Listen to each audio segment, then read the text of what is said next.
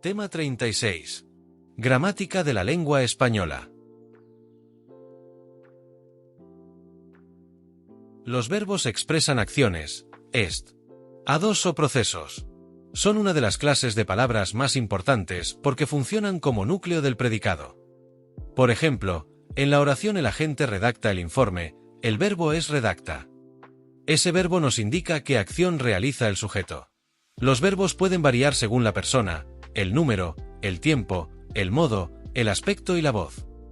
La persona indica quién realiza la acción, primera, segunda o tercera persona. El número indica si hablamos de singular o plural. El tiempo sitúa la acción en presente, pasado o futuro.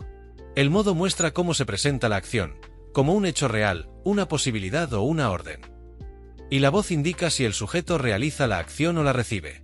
La idea clave es, el verbo es el centro del predicado y expresa la acción, el estado o el proceso de la oración. Los verbos pueden clasificarse en varios tipos. Los verbos regulares conservan la raíz y siguen las terminaciones normales de su conjugación. Por ejemplo, amar, amo, amabas, amarán. Los verbos irregulares cambian la raíz, la terminación o ambas. Por ejemplo, ser, soy, era, fui. También ocurre con tener, que da formas como tengo o tuve. Los verbos auxiliares ayudan a formar tiempos compuestos o estructuras verbales. Por ejemplo, haber en he estudiado. También ser en una forma pasiva, como fue aprobado. Y estar en perífrasis como está corriendo.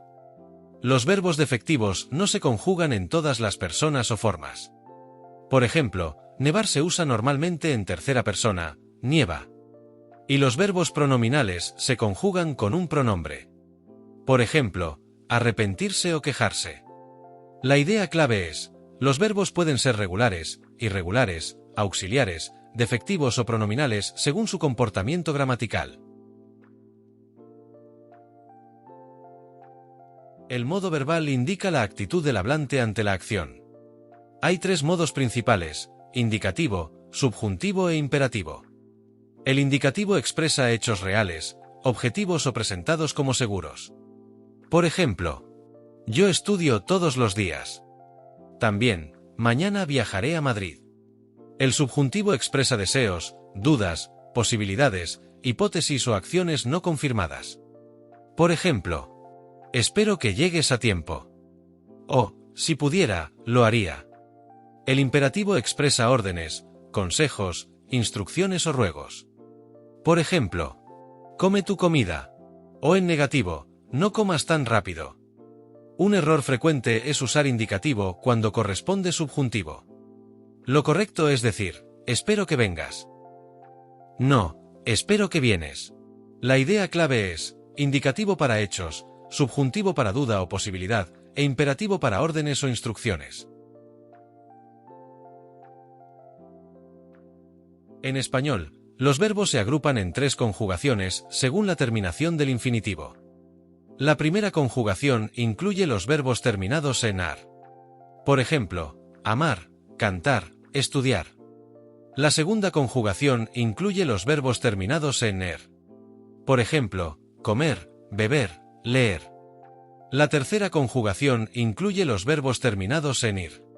Por ejemplo, vivir, salir, escribir. La estructura general del verbo se basa en una raíz y una terminación. Por ejemplo, en amar, la raíz es am y la terminación es ar. A partir de ahí se forman las distintas formas verbales.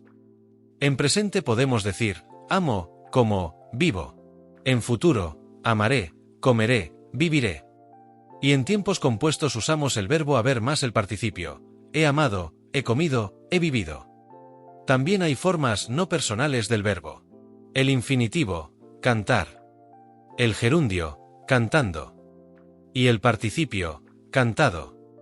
La idea clave es, las tres conjugaciones son ar, er e ir, y sirven para ordenar cómo se forman los verbos en español. Los tiempos verbales pueden ser simples o compuestos. Los tiempos simples se forman con una sola palabra verbal. Por ejemplo, leo, jugaba, viajé, estudiaré o viajaría. El presente expresa una acción actual o habitual. Por ejemplo, yo leo. El pretérito imperfecto expresa una acción pasada en desarrollo o habitual. Por ejemplo, jugaba en el parque. El pretérito perfecto simple expresa una acción pasada y concluida. Por ejemplo, ayer viajé a Sevilla. El futuro simple expresa una acción futura. Por ejemplo, estudiaré mañana. Y el condicional simple expresa una hipótesis o posibilidad. Por ejemplo, viajaría. Si pudiera. Los tiempos compuestos, en cambio, se forman con haber más participio. Por ejemplo, he terminado, había salido, habré terminado o habría ido. La idea clave es, los tiempos simples usan una sola forma verbal, los compuestos se forman con haber más participio. Ahora pasamos a dos clases de palabras invariables, las preposiciones y las conjunciones. Son invariables porque no cambian de género ni de número. No tienen masculino, femenino, singular o plural. Su función es muy importante porque ayudan a relacionar palabras, grupos de palabras y oraciones. Las preposiciones vinculan elementos dentro de una oración. Por ejemplo, el informe del agente.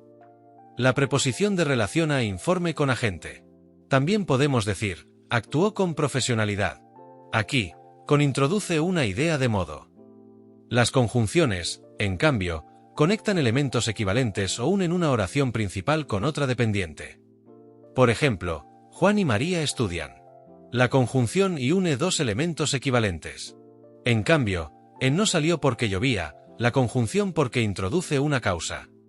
La idea principal es, las preposiciones relacionan elementos dentro de la oración, las conjunciones conectan palabras, grupos u oraciones. Las preposiciones establecen relaciones entre palabras o grupos de palabras.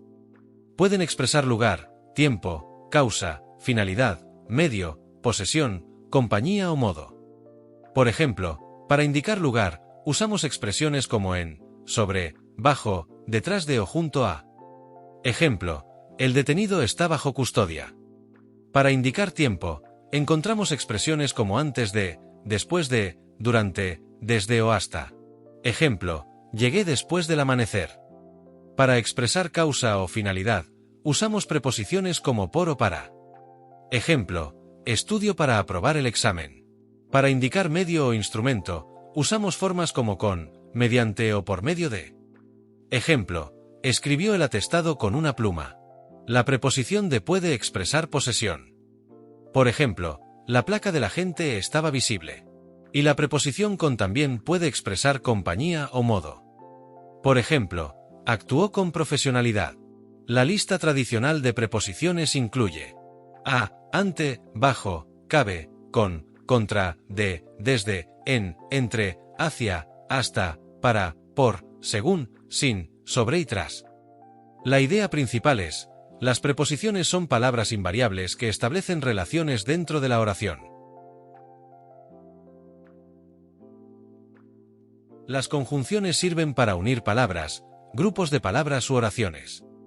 Pueden ser coordinantes o subordinantes. Las conjunciones coordinantes unen elementos equivalentes desde el punto de vista gramatical. Por ejemplo, Juan y María cantan. Aquí, y une dos sujetos. Dentro de las coordinantes encontramos las copulativas, como y, o ni. También las adversativas, como pero, más o sino. Por ejemplo, estudió mucho, pero no aprobó. Y las disyuntivas, como o y u. Por ejemplo, café o té. Las conjunciones subordinantes unen una oración principal con otra que depende de ella. Pueden expresar causa, finalidad, condición, concesión, consecuencia o tiempo. Por ejemplo, no salió porque llovía. Aquí, porque introduce la causa. En estudia para que pueda aprobar, para que introduce finalidad.